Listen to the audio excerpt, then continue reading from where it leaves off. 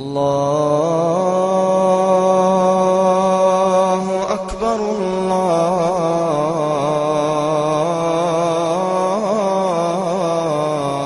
الله أكبر.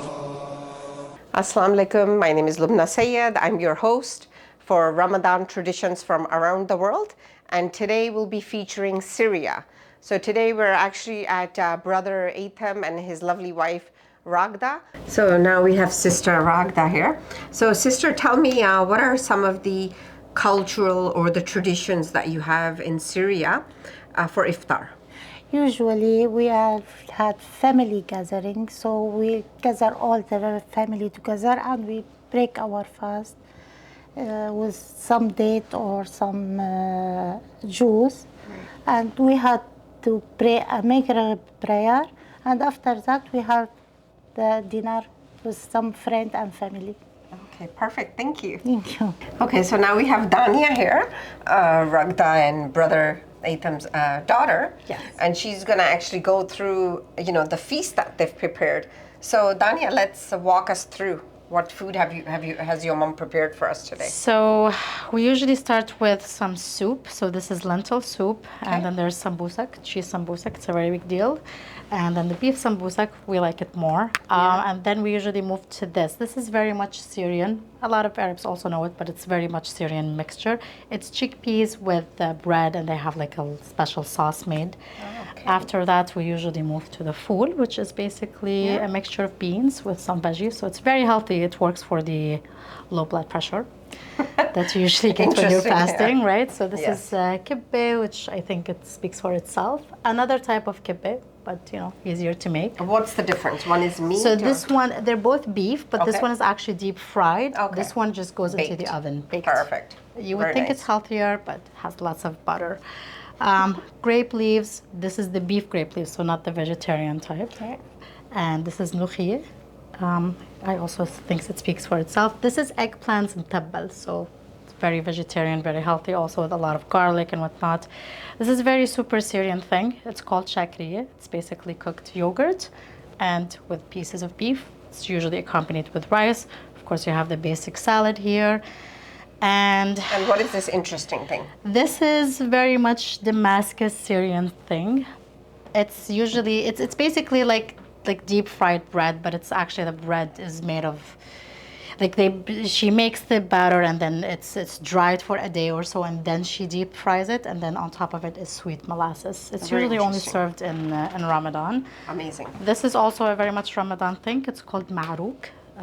We do the coconut and raisin one, and then there's the date, which is the basic one, and then we spoil ourselves with the chocolate. Of course. And of course, a lot of mixture of dates here that kind of adds to the healthy environment. And then we have atayef. There's atayef hasafiri, which they're kind of like pancakes. Yes. So these are stuffed with just basic ashta, and then there's the Nutella ones, which is a twist. And then we have the fried or baked ones, which is also like a pancake thing, but we kind of either deep fry them or put them in the oven. There's a walnut one, and then there's again an ashta one. Amazing. And then a lot of coffee. Okay, after and then I that. noticed you've got two different types of juices here. This is called sus. Okay. Very, very old-fashioned, very, very traditional. Me, myself, I don't like it, but family does. And the other one? And this is called amr din, which is basically apricot, dried apricots that they kind of dry, and then they, add mix of water and whatever.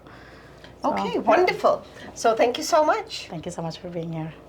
So now Sister Iftikhar Sheikh, she will talk to us about our programs and projects in Syria, and specifically about the Syrian village that's about to open. Thank you, Lubna. There is serious and enduring displacement crisis as a result of the ongoing conflict in Syria. The earthquake that struck Turkey and Syria last year made matters worse for people there who were already experiencing difficult situations. The construction of the Village of Hope, where we have constructed 300 dignified homes, a school that will welcome 1,000 students from kindergarten to grade 12, a mosque for worship that will serve as a community hub, a marketplace, and a clinic is our greatest accomplishment in northwest Syria. The kids will love the specially designed playgrounds and the soccer field where they can play the most popular sport in this region. We have been operating a mobile clinic in the remote regions of northern Syria for the past 3 years. Approximately 75,212 individuals in the targeted area have benefited from primary health, mental health, and maternity services. In accordance with their weekly schedule and in response to community requirements, the skilled and committed medical staff goes from one location to another, offering sufficient health care right at the community's doorstep. We also implement our seasonal projects such as Ramadan, Qurbani, and the winter relief on a yearly basis. Because we reduce poverty by creating jobs, supporting local suppliers, and unifying communities, the work we do indirectly empowers the local economy and communities. Please keep contributing to our various program areas to help us continue to improve the lives of people in Syria. Back to you, Lubna. So thank you to Iftikhar for the update and the projects in Syria, and we're very grateful to Brother Ethman and his lovely wife Ragda for allowing us to come into their home, and we've enjoyed this feast prepared from Syria. So until next time, thank you.